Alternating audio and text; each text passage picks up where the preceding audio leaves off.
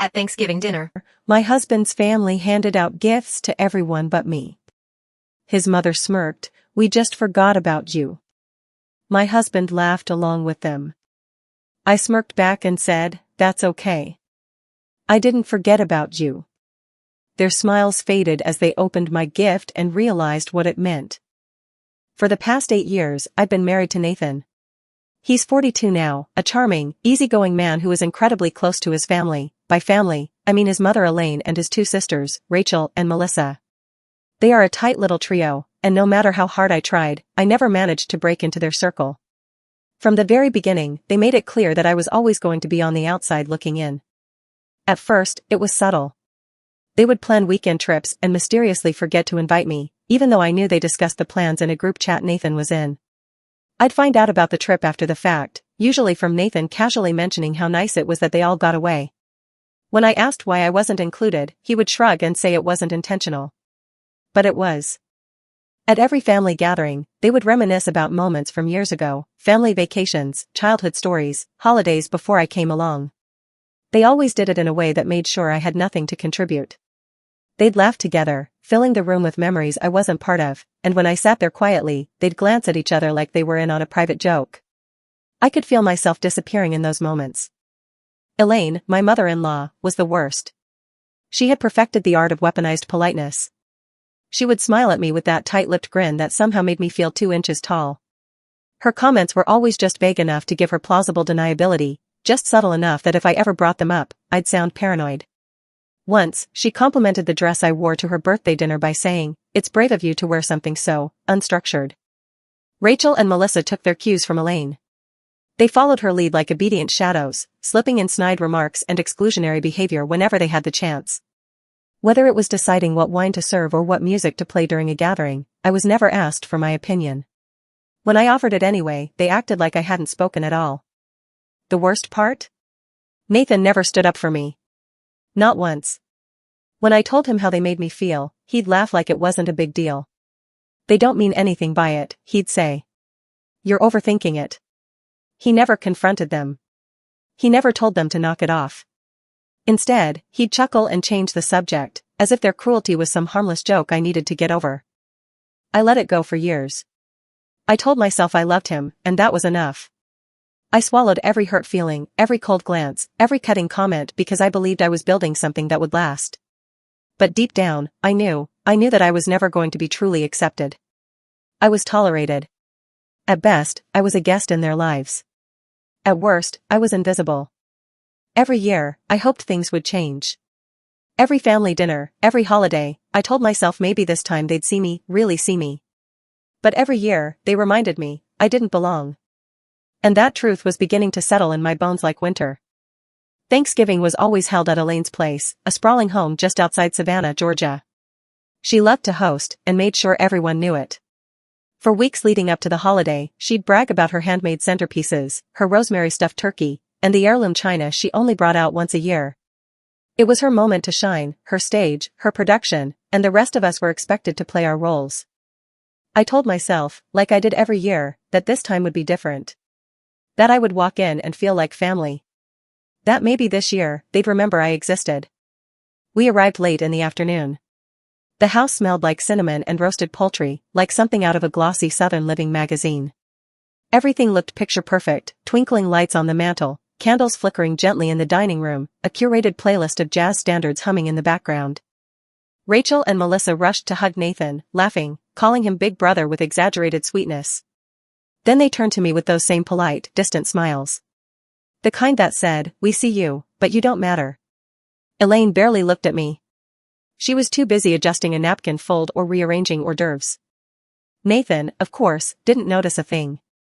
Dinner itself was fine, if you ignored the way Elaine loudly praised Rachel's promotion and Melissa's new townhouse while never once asking me how I was doing. I smiled through it all, said nothing, and tried to act like it didn't sting. I'd gotten good at pretending. Good at making it look like I wasn't bleeding. After dinner, Elaine clapped her hands. Before dessert, she chirped, "We have a little surprise." Her eyes sparkled with delight. This was her favorite part. Each year, she hosted a Thanksgiving gift exchange. It wasn't really an exchange, of course, more like a performance, a royal court ceremony where Elaine played the benevolent queen bestowing treasures on her loyal subjects. She began handing out presents one by one. A designer clutch for Rachel. A luxury spa package for Melissa. A bottle of rare bourbon for Nathan. Even the grandkids got new toys, wrapped in shiny foil paper. Then, nothing. No gift came my way. I waited, thinking maybe mine had been misplaced or forgotten in another room. But then Elaine turned to me, her smile wide and bright. "Oh, we just forgot about you," she said, letting out a little laugh. Rachel and Melissa laughed too. And then, Nathan laughed. It hit me like a slap. A cold, stinging realization that no matter how much I tried, no matter how long I stayed silent and small, they would always see me as less. As nothing. And worse, Nathan thought it was funny.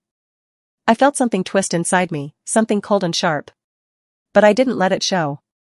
Instead, I smiled. "That's okay," I said, reaching for my purse. "I didn't forget about you." The room went quiet. The laughter died. I pulled out a small box, neatly wrapped in gold paper, and handed it to Elaine. Her smile faltered. She looked around the room, as if waiting for someone to explain. "Go on," I said. "Open it." She peeled the paper back slowly, revealing a thick stack of documents inside. Her brow furrowed as she began reading the first page. And just like that, the color drained from her face. Elaine flipped through the paper slowly, her fingers beginning to tremble. Her lips moved as she read silently, eyes darting across the lines. Rachel leaned over her shoulder, then Melissa. Their expressions shifted from confusion to concern to something closer to horror. I stayed perfectly still, my wine glass resting lightly in my hand. Inside that box was everything I had uncovered over the last 6 months, bank statements, spreadsheets, and digital copies of emails and tax returns. All of it pointed to one truth: Elaine had been underreporting income from her beloved catering business for years. She had created false expense reports, hidden profits, and quietly dodged taxes with the precision of someone who thought they were untouchable. Rachel's mouth dropped open. "Mom, what is this?" Elaine didn't answer. She couldn't. The document spoke louder than she ever could. Melissa grabbed one of the pages and scanned it, her brow furrowing. "These are tax forms. These are real." Elaine finally looked up at me, her face pale and furious. "Where did you get this?" she whispered. I took a slow sip of my wine and smiled. "I had time. While you were busy forgetting me." Nathan's father, Richard, who had been quiet the entire evening, now stood up and snatched the papers from Elaine's hands. He flipped through the pages with shaking fingers, his face flushing red. "Elaine," he said, voice low and cold, "what the hell is this?" Elaine reached for him, but he pulled back. "I was going to fix it," she mumbled. "It's not as bad as it looks." Rachel and Melissa weren't buying it. "Then why are there withdrawals from Dad's personal savings account?" Rachel snapped, pointing to a highlighted line. I needed capital for a business expense," Elaine stammered. "You told me you couldn't help with my house down payment." Melissa cried. "You said you didn't have the money." Elaine's eyes darted between her daughters. "I was going to make it right." Richard kept flipping. Then he froze. "What's this?" he asked, his voice suddenly hollow. No one answered. He looked at the last page. Then at Elaine. "You drained my retirement account?" The room went utterly still. Elaine opened her mouth, but no words came out. The color had drained from her face completely now. Her hands trembled. "Richard, I did what I had to do." "You stole from me," he said, louder this time, stepping backward. "I worked 40 years for that money. That was our future. Our safety. I was protecting our legacy," Elaine argued, voice cracking. "No," I said quietly. "You were protecting yourself." Nathan hadn't moved. He just sat there, staring at me, then at his mother, like his brain was buffering too slowly to process what was unfolding. Melissa's voice shook. "You told us you didn't have anything. You told me to sell my car if I needed cash." Rachel slammed her hand on the table. "You lied to all of us. For years." Elaine's mask finally cracked. She turned toward Nathan, desperation in her voice. "Michael." "Nathan," I corrected. She ignored me. "Sweetheart, you know I didn't mean to hurt anyone. You believe me, don't you?" Nathan looked from the papers to his mother. Then to me. His face was a mess of doubt, shame, and denial. And I could see it, he was going to choose her. Even Elaine's hand shot out toward Nathan, grasping his wrist. Sweetheart, please, she begged, her voice trembling. You know I've only ever done what's best for this family. Nathan flinched. For the first time that night, he looked genuinely uncomfortable, like a man caught between two collapsing walls. His lips parted, then shut again. His eyes moved from his mother's tear-filled gaze to the damning documents scattered across the table. Did you steal from Dad? He finally asked, his voice low but cutting. Elaine recoiled like she'd been slapped. Michael, Nathan, she corrected herself quickly, of course not. I just. Yes or no, he said, louder now. Did you take Dad's retirement savings? Elaine went silent. And that silence was her answer. Across the table, Richard swayed slightly. He had gone from red to gray, his lips pale, sweat beading on his forehead. Richard? Rachel said, her voice rising. He didn't respond. Then he collapsed. For a single, frozen second, no one moved. The sound of his body hitting the hardwood echoed like a gunshot. Then chaos. Nathan lunged out of his chair, shouting, Dad? Dad! Rachel screamed. Melissa jumped back, knocking over a glass of wine. Elaine gasped, covering her mouth with both hands, eyes wide in horror. I was already on my feet, grabbing my phone. Call 911, I said firmly, then repeated to the operator, we need an ambulance. A man in his 60s just collapsed. He's sweating, not responsive. Please hurry. The next 10 minutes blurred together, sirens, shouts, footsteps pounding through the hall. The paramedics arrived fast, storming into the house with efficiency and urgency. Richard was on the floor, gasping, clutching his chest as they fitted oxygen tubes and checked his pulse. Elaine was sobbing, collapsed on the floor just beside the action but never once touching her husband. She kept saying his name like it was a prayer, like her voice could undo everything that had just been revealed. But I watched closely. She didn't hold his hand. She didn't stroke his hair or whisper reassurances. She wasn't comforting him, she was performing grief like a scene in a bad Southern play. It was Nathan who knelt beside his father, hands trembling as he gripped Richard's fingers. His eyes were wild, locked on his father's face. Stay with us, Dad, he whispered. Please. Please stay. Rachel stood frozen by the fireplace, arms wrapped around herself. Melissa paced in tight circles near the dining table, her phone clenched in her hand but forgotten. I stood back, watching it all unravel. Elaine was losing control, and she knew it. When they wheeled Richard out on the stretcher, Elaine trailed after him, her cries growing louder. My husband. Please, please help him. But no one looked at her. The medics didn't pause. Nathan didn't glance back. Even Rachel and Melissa stayed rooted in place, eyes hard, faces unreadable. The ambulance pulled away with Richard inside. I rode with Nathan, who didn't say a word the entire ride. He didn't look at me. Didn't ask if I was okay. His hand stayed clenched in his lap, his mind clearly spiraling in 1,000 directions. At the hospital, we sat in the waiting room, Rachel, Melissa, Elaine, Nathan, and me. The silence between us was thick. Elaine dabbed at her dry eyes with a tissue, the same tissue she'd been clutching for 20 minutes, trying to look devastated. It was all theater. Rachel finally broke the silence. Her voice was sharp and bitter. Mom, she said, what the hell were you thinking? Elaine blinked. I didn't mean for any of this to happen. But the truth was, it had already happened. And no one in that room would ever see her the same again. We sat in that sterile hospital waiting room for what felt like hours. The fluorescent lights buzzed above us, casting everything in a sickly glow. Elaine perched stiffly in her plastic chair, dabbing her eyes with a crumpled tissue, though not a single real tear had fallen. Rachel and Melissa sat apart from her, arms crossed, their eyes cold. Nathan sat beside me, but it felt like there were miles between us. The silence stretched until Rachel finally snapped. Mom, she said, voice hard. You stole from Dad. You stole from us. Elaine looked up slowly, as if the words had taken a moment to land. I did what I had to do, she said, softly. You have no idea the pressure I've been under. Don't, Melissa muttered, shaking her head. Don't make this about you. Elaine's mouth twitched. And then she turned to her last hope. Nathan. Sweetheart, she said, reaching for his hand. You know I didn't mean to hurt anyone. You've always been the one who truly understood me. You still do, don't you? Nathan didn't pull his hand away, and that told me everything. He looked at her for a long moment. Then he turned to me. His eyes burned into mine, and when he spoke, his voice was low and trembling. Was this your plan? He asked. All of this. Exposing her like that. Was this the revenge you wanted? My breath caught in my throat. What? Destroying my family. You planned this, he said, almost accusingly. You wanted this to happen. I stared at him, unable to speak at first. Shock surged through me, not because he was wrong, but because even now, even after everything, he was still trying to make me the villain.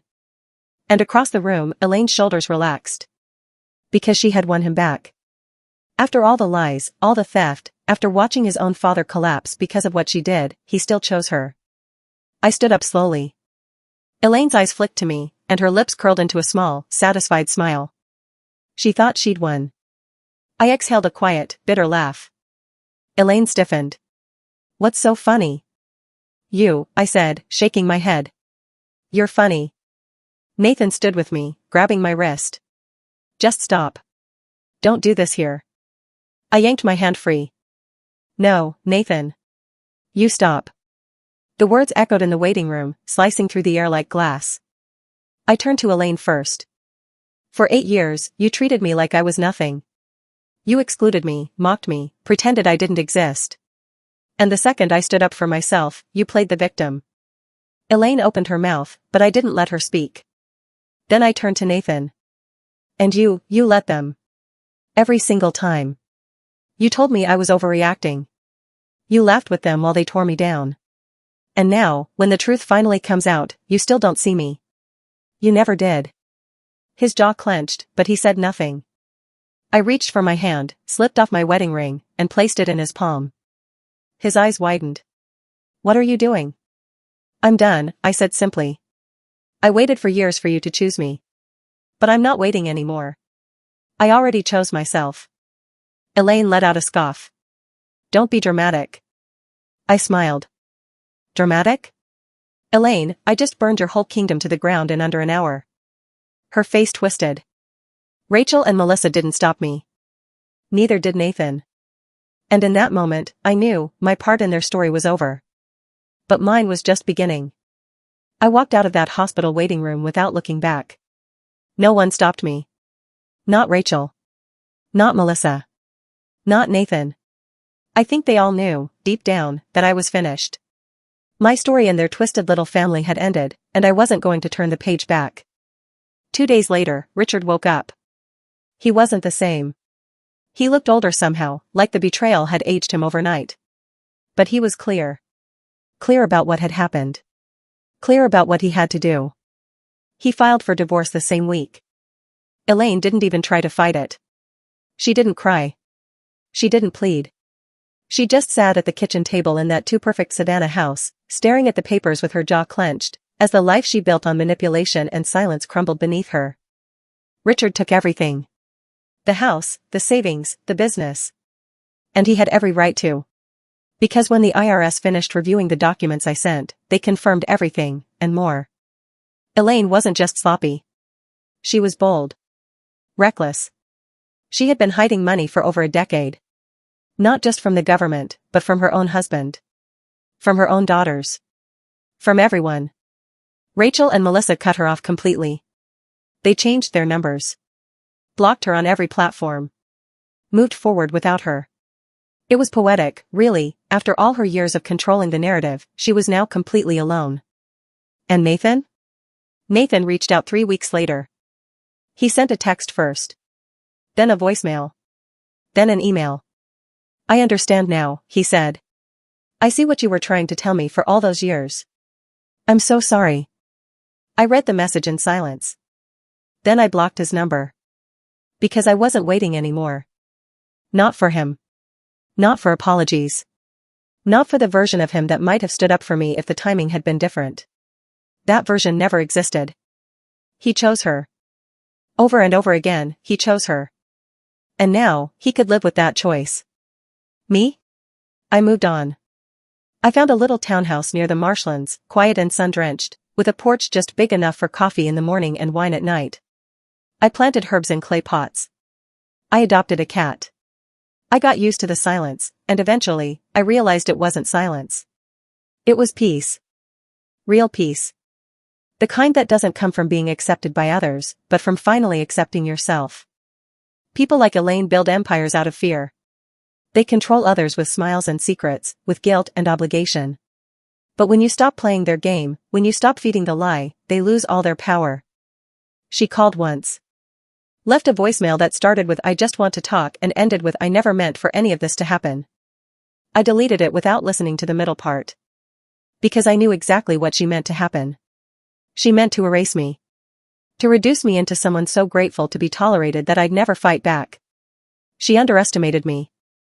Most people like her do. But I'm not invisible anymore. I built something real. Something small, yes, but mine. No more pretending. No more shrinking to fit someone else's comfort.